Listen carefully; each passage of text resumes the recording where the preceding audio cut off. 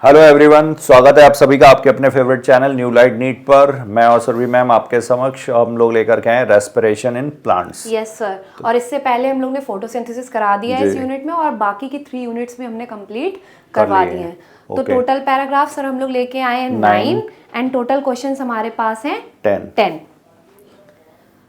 तो ये पिरामिड है। इसके अकॉर्डिंग, जैसे कि हर चैप्टर में मैं बताती हूँ आपको, इसके अकॉर्डिंग बस आपको इंपॉर्टेंट पॉइंट्स देखने के कौन से पेज से ज़्यादा पूछा गया है। इसका मतलब ये नहीं कि आप पूरा चैप्टर छोड़ देंगे, पूरा चैप्टर भी इम्पॉर्टेंट है, लेकिन इन पेजेस पे आपको ज़्यादा फोकस करके पढ़ना है।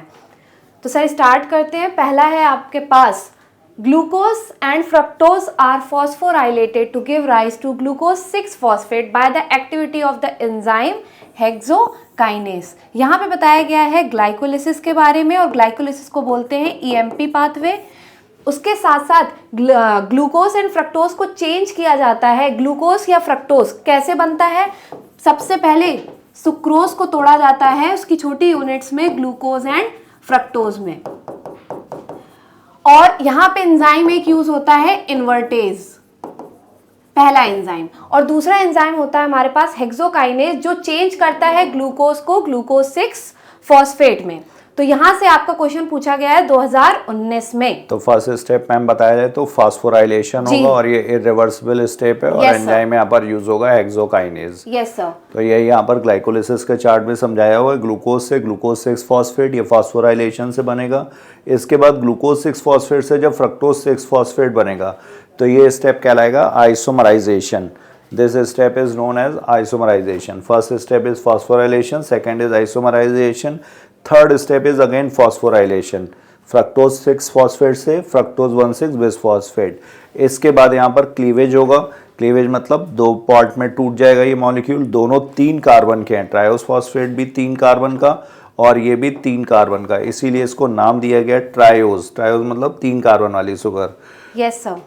और उसके साथ साथ फिर ट्रायोस बाइफॉस्फेट, ट्रायोस फॉस्फेट, फिर उसके बाद two phosphoglycerate and phosphoenol pyruvate, and last but not the least pyruvic acid हमारा बन जाता है। तो एक ग्लूकोज मॉलिक्यूल से हमारे 2 पायरुविक एसिड बनते हैं। क्योंकि यहाँ पे सर ग्लूकोज स्टार्ट होता है 6 कार्बन से, लेकिन टूटता है 3 कार्बन में, तो जाहिर सी बात है 2 ही मॉलिक्यूल बनेंगे। और बहुत इंपॉर्टेंट है क्योंकि 2023 और उसके साथ साथ 2022 में भी यहाँ से पूछा गया है। तो ये बहुत इंपॉर्टेंट है, ग्लाइकोलिसिस बहुत इंपॉर्टेंट है, पढ़ के जाइएगा पूरा।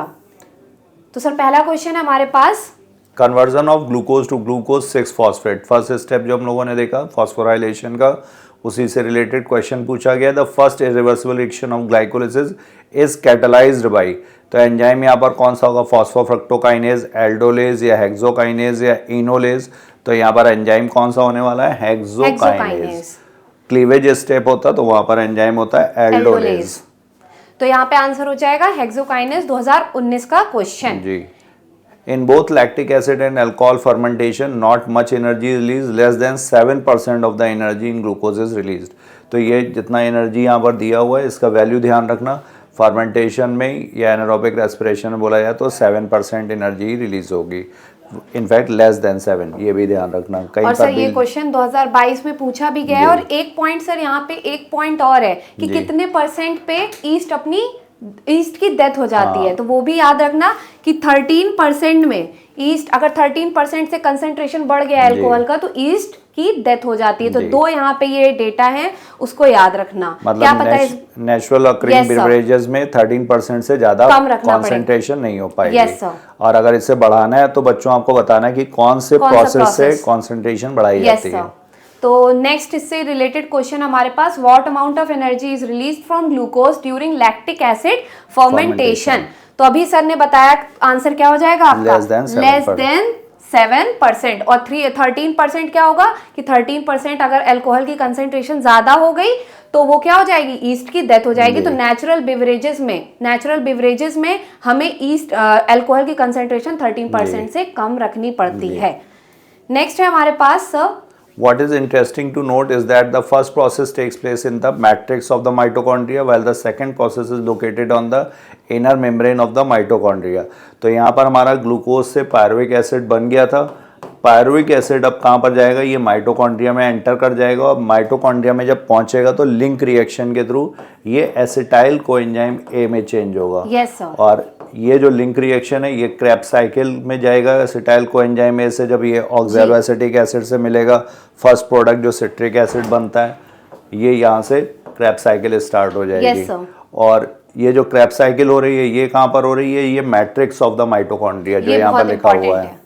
और इसके बाद फिर इसमें जो रिड्यूस सब्सटेंसेस बनते हैं जी। उनका जो ऑक्सीडेशन होगा, जो इलेक्ट्रॉन अपना देंगे, वो प्रोसेस जो होगा ETS, वो inner membrane of the mitochondria. तो मतलब सर ये पहला जो उसने बोला है फर्स्ट प्रोसेस, तो यहाँ फर्स्ट प्रोसेस की बात की उसने क्रेब्स साइकिल की, और जो नेक्स्ट प्रोसेस उसने बोला है सेकंड प्रोसेस, तो उसने बात की है ETS की। और ये पैराग्राफ है आपके एरोबिक रिस्पायरेशन जहां से स्टार्ट हुआ है। तो वो बताया गया है कि अगर एरोबिक रिस्पायरेशन इन्वॉल्व है तो इसका मतलब माइटोकॉन्ड्रिया इन्वॉल्व है, और माइटोकॉन्ड्रिया इन्वॉल्व है तो माइटोकॉन्ड्रिया में दो प्रोसेस चलेंगे। पहला प्रोसेस आपका क्रेब्स साइकिल मैट्रिक्स में, दूसरा प्रोसेस जहां पे सारी चीजों को ऑक्सीडाइज करके उनसे एनर्जी गेन की जाती है, वो प्रोसेस चलेगा आपका इनर मेम्ब्रेन ऑफ माइटोकॉन्ड्रिया। बहुत ज्यादा इंपॉर्टेंट है 2018-2019। नेक्स्ट पैराग्राफ है सर हमारे पास क्रेब्स साइकिल का जी। TCA साइकिल भी बोलते हैं इसको, Yes, try carboxylic acid cycle.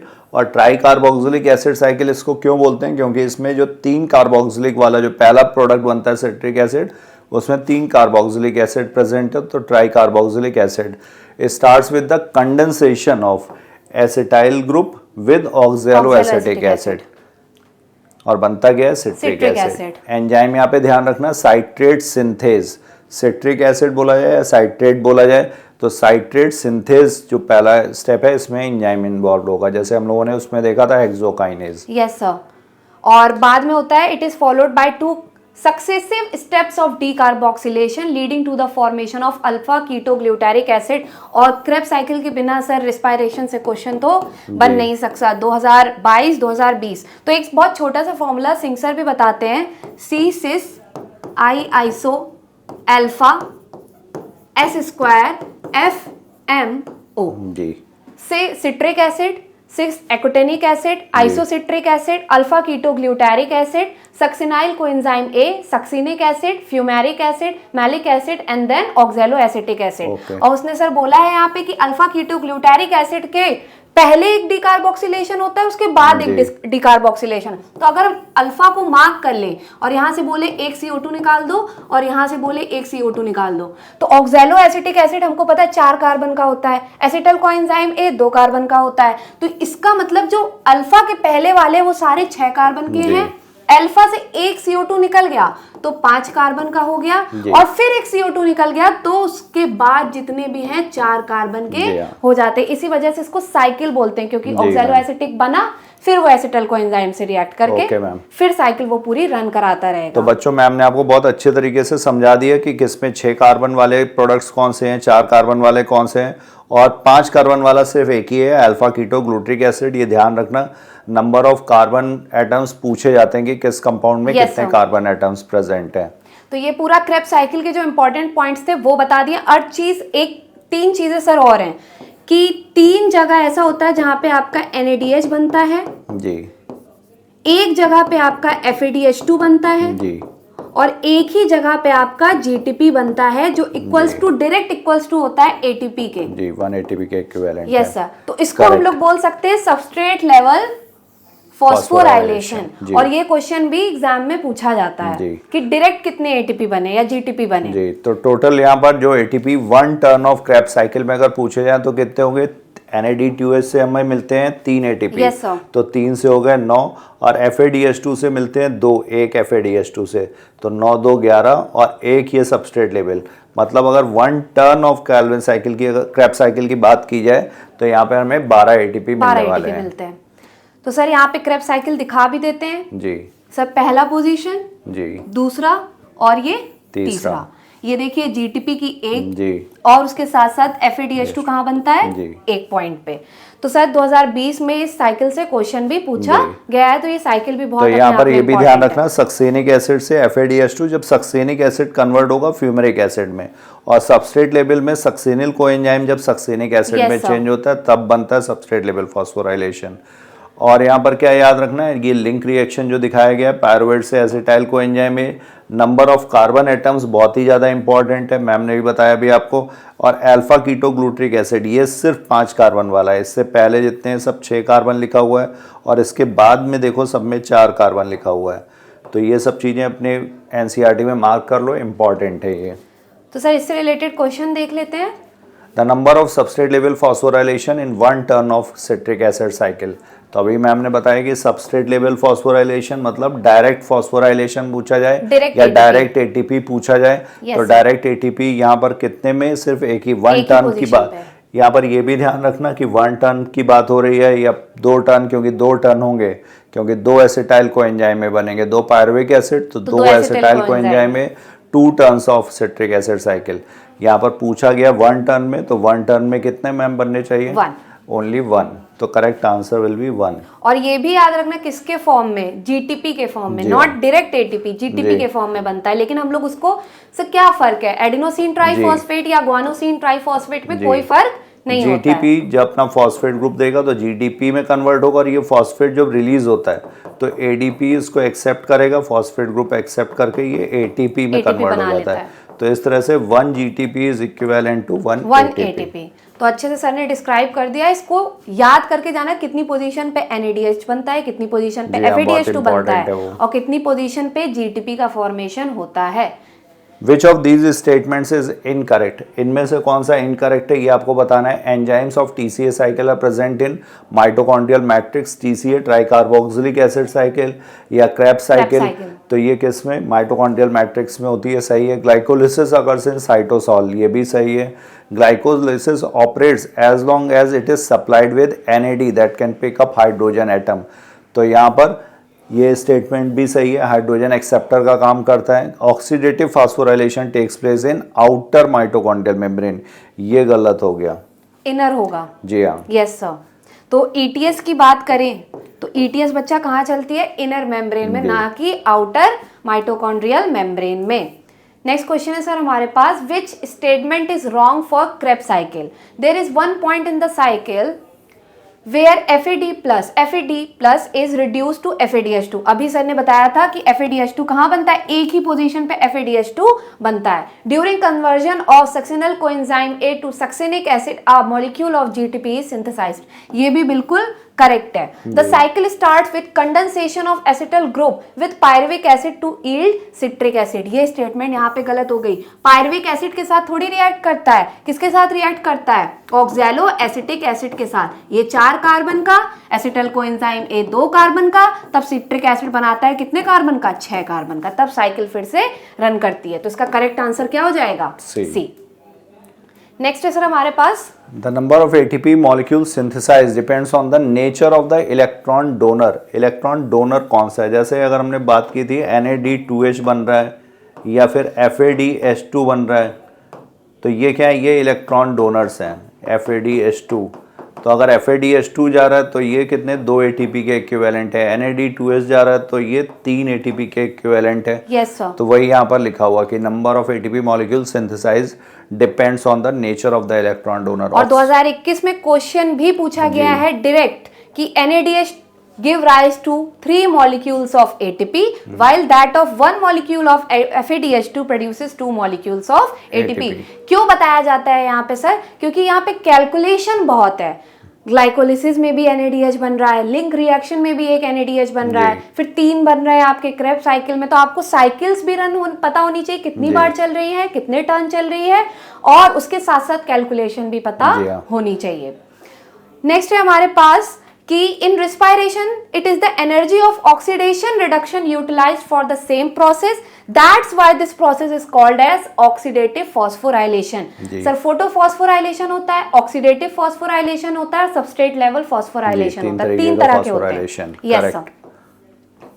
तो ये पूरा आपका डायग्राम है, डायग्राम भी बहुत इंपॉर्टेंट है। क्या पता यहाँ से कोई चीज गायब कर दे, पूछ ले कौन सा कॉम्प्लेक्स है, तो कॉम्प्लेक्सेस भी याद रखना, पहला कॉम्प्लेक्स, दूसरा, तीसरा, चौथा और 5वां। पहला कॉम्प्लेक्स होता है NADH डिहाइड्रोजिनेस, दूसरा होता है आपके पास FADH2 डिहाइड्रोजिनेस या फिर उसको बोलते हैं सक्सिनेट डिहाइड्रोजिनेस। तीसरा होता है साइटोक्रोम B/C1। चौथा होता है कॉम्प्लेक्स 4 बोलते हैं जिसको साइटोक्रोम C ऑक्सीडेज बोलते हैं। लेकिन उसमें इन्वॉल्व क्या क्या होता है, A3 और उसके साथ साथ 2 कॉपर सेंटर। और फिफ्थ जो सबसे ज्यादा इंपॉर्टेंट है, क्यों? क्योंकि वही आपके ATP का फॉर्मेशन करेगा। तो वो वाला कॉम्प्लेक्स आपका कौन सा होता है, ATP सिंथेस। तो बस आपको इतना याद रखना है यहाँ पे। ATP सिंथेस में 2 कंपोनेंट्स हैं, एक FO और एक F1। F1 किधर की तरफ होगा, मैट्रिक्स साइड में। और यहाँ पर एक चीज और ध्यान रखनी है, मोबाइल कैरियर। मोबाइल कैरियर कौन सा है, साइटोक्रोम C। और ये किसके किसके बीच में, ये भी ध्यान रखना, कॉम्प्लेक्स 3 और कॉम्प्लेक्स 4 के बीच में ये इलेक्ट्रॉन का मोबाइल कैरियर है। yes, कॉम्प्लेक्स 1 और कॉम्प्लेक्स 2 ये दोनों अपना किसको देते हैं, ये कॉम्प्लेक्स 3 को देते हैं। एरो को देखिए, यहाँ से यूबिक्विनोन और रिड्यूस्ड यूबिक्विनोन यूबिक्विनॉल में कन्वर्ट हो गया। ये कॉम्प्लेक्स 2 जो है ये भी फाइनली किसके थ्रू, कॉम्प्लेक्स 3 के थ्रू इलेक्ट्रॉन को फिर आगे पहुंचा रहा है। तो अगर पूछा जाए कि कॉम्प्लेक्स 1 और कॉम्प्लेक्स 2 का कॉमन एक्सेप्टर कौन है, तो complex 3 is common acceptor of electron from complex 1 and complex 2। और ये इलेक्ट्रॉन की जो एनर्जी है, जो इलेक्ट्रॉन नीचे की तरफ आ रहा है, तो हाई पोटेंशियल एनर्जी से लो पोटेंशियल एनर्जी, इस एनर्जी को यूज करके प्रोटॉन्स को पंप किया गया है। तो H कॉन्सेंट्रेशन कहाँ पे बढ़ता है, इसमें इंटर मेम्ब्रेन स्पेस में, ये ध्यान रखना।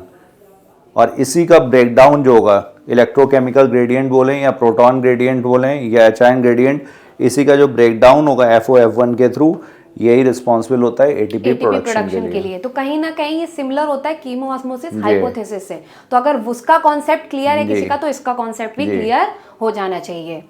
तो सर ने आपको अच्छे से डिस्क्राइब कर दिया। और ये देखो क्वेश्चन पूछा गया है 2022 में। तो अगर 2022 में पूछा गया है तो क्या मतलब 2024 में नहीं पूछ सकता है? पूछ सकता है, बहुत ज्यादा प्रोबेबिलिटी है। वैसे भी इंपॉर्टेंट टॉपिक है। Where is respiratory electron transport system located in plants. तो प्लांट्स में ये कहाँ पर सिचुएटेड है, इनर माइटोकॉन्ड्रियल मेम्ब्रेन, अभी मैम ने आपको डिटेल में पूरा बताया है और ऊपर डायग्राम में भी लिखा हुआ है। और माइटोकॉन्ड्रियल मैट्रिक्स में चलती है आपकी क्रेब्स साइकिल, बस इतना याद रखना। विच of the following statements is incorrect पूछ रहा है। तो इन इलेक्ट्रॉन ट्रांसपोर्ट चेन, मतलब ETS में वो बोल रहा है 1 मॉलिक्यूल गिव राइज NADH का गिव राइज टू 2 ATP। पहले ही गलत हो गया, अभी बताया ना, अभी बताया सर ने आपको पूरा डिस्क्राइब करके कि NADH equals to 3 ATP, FADH2 2 ATP, और उसके साथ साथ अगर GTP की बात करें तो वो इक्वल्स टू होता है 1 ATP के बराबर होते हैं। तो ये वाली चीजें याद रखना, क्वेश्चन पूछ सकता है। तो इसमें रॉन्ग स्टेटमेंट पूछा है तो पहले ही आपका क्या हो गया, रॉन्ग। नेक्स्ट 2016 और 2013 में पूछा गया proteases and the individual amino acids after deamination. तो अमाइनो एसिड जब रेस्पिरेशन में अगर आएंगे, रेस्पिरेटरी पाथवे में आएंगे, तो पहले इनका क्या होगा, डीअमाइनेशन होगा। और डीअमाइनेशन के बाद ये कहाँ से एंटर कर सकते हैं, ये पायरुवेट से एंटर कर सकते हैं, एसिटाइल कोएंजाइम A के फॉर्म में एंटर कर सकते हैं। और क्रेब्स साइकिल में भी अल्फा कीटो ग्लूट्रिक एसिड, इस ग्लूटामेट अगर है तो उसका डीअमाइनेशन के बाद अल्फा कीटो ग्लूट्रिक एसिड। तो मतलब अगर हम लोग प्रोटीन्स की बात करें यहाँ पे, तो प्रोटीन जैसे कहते हैं ना, चोर के घुसने के कई रास्ते होते हैं, तो प्रोटीन के घुसने के भी यहाँ पे कई रास्ते हैं। या फिर तो वो क्रेब साइकिल से जा सकता है, या फिर तो एसिटाइल कोएंजाइम A से जाएगा, और तीसरा है या फिर तो वो सीधे सीधे पायरुविक एसिड से एंटर कर जाए। तो मतलब 3 तरीके हैं यहाँ पे प्रोटीन्स के एंटर करने के। और आपको कमेंट सेक्शन में ये बताना है कि फैट्स के एंटर करने का, पहले तो फैट टूटेगा फैटी एसिड्स एंड ग्लिसरॉल में, और दोनों के एंटर करने की जगहें अलग अलग है। तो वो आपको कमेंट सेक्शन में बताना है कि फैटी एसिड्स और ग्लिसरॉल कहाँ से एंटर करते हैं। तो सर ये हमारा एम्फीबोलिक पाथवे से रिलेटेड है, तो इसका मतलब एम्फीबोलिक पाथवे भी हमारा इंपॉर्टेंट है। Connecting link between glycolysis and Krebs cycle before pyruvate entering Krebs cycle is changed to। तो कनेक्टिंग लिंक की बात हो रही है ग्लाइकोलिसिस और Krebs साइकिल की। और ग्लाइकोलिसिस का एंड प्रोडक्ट क्या था, पायरुविक एसिड। और पायरुविक एसिड किस में चेंज होता था, एसिटाइल कोएंजाइम A में। और एसिटाइल कोएंजाइम A फिर ऑक्सैलो एसिटिक एसिड के साथ कंडेंसेशन रिएक्शन, यहाँ पर वाटर का भी एडिशन होगा और क्या बनाएगा, सिट्रिक एसिड या सिट्रेट। एसिटाइल कोएंजाइम में पायरुवेट से जब एसिटाइल कोएंजाइम में बनेगा तो यहाँ पर ऑक्सीडेटिव डिकार्बोक्सिलेशन लिंक रिएक्शन के लिए ये इंपॉर्टेंट है, ध्यान रखना। Oxidative decarboxylation. ऑक्सीडेटिव मतलब यहाँ से हाइड्रोजन रिमूव होगी, हाइड्रोजन एक्सेप्ट कौन करेगा, NAD+ एक्सेप्ट करेगा, NAD2H में चेंज हो जाएगा। और इसके अलावा यहाँ पे कार्बन डाइऑक्साइड का भी रिमूवल होगा। तो मतलब अगर पायरुवेट में 3 कार्बन थे तो एसिटाइल कोएंजाइम में कितने हुए, 2 कार्बन। ऑक्सैलोएसिटिक एसिड में 4 कार्बन, और यहाँ पर सिट्रिक एसिड जो बना इसमें होंगे 6 कार्बन। तो यहाँ पे करेक्ट आंसर आपका हो जाएगा एसिटिल कोएंजाइम जी। नेक्स्ट है हमारे पास, which of the metabolites is common to respiration mediation breakdown of fats, carbohydrates and proteins. तीनों के लिए कॉमन है। तो तीनों के लिए अगर बात करी जाए सर, तो तीनों के लिए कॉमन होता है एसिटिल कोएंजाइम ए। अभी भी इनको पूरा आंसर नहीं मिला है मैम ने अभी इससे रिलेटेड आपसे क्वेश्चन पूछा हुआ है, तो ये हम लोग एक्सप्लेन नहीं कर रहे हैं, आपको इसका आंसर देना है कमेंट बॉक्स में। 2013 में यहाँ से क्वेश्चन पूछा गया है। अब सर मोस्ट इंपॉर्टेंट टॉपिक मेरे हिसाब से RQ, रिस्पायरेटरी क्वोशिएंट। तो रिस्पायरेटरी क्वोशिएंट होता क्या है, वॉल्यूम ऑफ CO2 जी, वॉल्यूम ऑफ CO2 जो निकल गई, और वॉल्यूम ऑफ O2 जिसका यूज हुआ जलाने में। सर अगर रिस्पायरेशन की बात करें तो respiration is a type of combustion reaction. Chemistry में बोला जाता है किसी भी चीज में ऑक्सीजन का यूज हुआ तो इसका मतलब वो जल रहा है। तो मतलब अगर हम लोग अपनी बॉडी की भी बात करें तो बॉडी भी खाना पचाने में जलाती है, उसको कंबशन रिएक्शन करती है। तो कंबशन रिएक्शन का एंड प्रोडक्ट आपका क्या होता है, CO2 और H2O। तो जितनी ऑक्सीजन हमने यूज की और जितना CO2 निकला उसकी वैल्यू जो रेशियो होता है, क्योंकि वैल्यू अगर ml में ले रहे हो तो ml तीनों का दोनों कट हो जाएंगे, तो ये क्या आएगा, एक रेशियो आएगा। तो उस रेशियो को बोलते हैं रिस्पायरेटरी क्वोशिएंट। और इससे भी क्वेश्चन पूछा गया है 2019 में कि ट्राइपाल्मिटीन जो कि एक टाइप का क्या है आपका फैट्स, ट्राइपाल्मिटीन का RQ क्या होता है। तो यहाँ पे पूरी कैलकुलेशन दी है आपको, और RQ इसका कितना होता है 0.7। तो यहाँ पे कई सारी चीजें हैं वो याद रखना। कार्बोहाइड्रेट में जितना ऑक्सीजन यूज किया उतना ही CO2 इवॉल्व होता है। तो कार्बोहाइड्रेट की बात करें तो इसका RQ होता है =1। फिर उसके बाद आते हैं fats and protein. Fats and protein का RQ होता है <1, 1 से कम। फिर उसके बाद आते हैं ऑर्गेनिक एसिड्स। एसिड्स भी हमारी बॉडी में सिंथेसाइज होते हैं, तो उसका RQ होता है >1। और सर एक इंपॉर्टेंट लाइन उसमें आखिर में लिखी है कि pure proteins and fats, pure proteins और फैट्स का हम लोग यूज नहीं करते हैं। तो इसका आंसर भी करना है कि हम लोग प्योर प्रोटीन और फैट का मतलब क्या है यहाँ पे। तो इसका आंसर हम लोग को कमेंट सेक्शन में चाहिए। तो यहाँ पे ये पूरा RQ डिफाइन कर दिया अच्छे से। 2019 में क्वेश्चन पूछा गया है, क्या पता पिछली बार ट्राइपाल्मिटीन पूछा गया था, इस बार इनमें से कोई पूछ लिया जाए। तो सर इससे रिलेटेड क्वेश्चन है हमारे पास, respiratory quotient value of tripalmitin fatty acid. अभी आपको बताया गया ये कितना होना चाहिए, 0.7।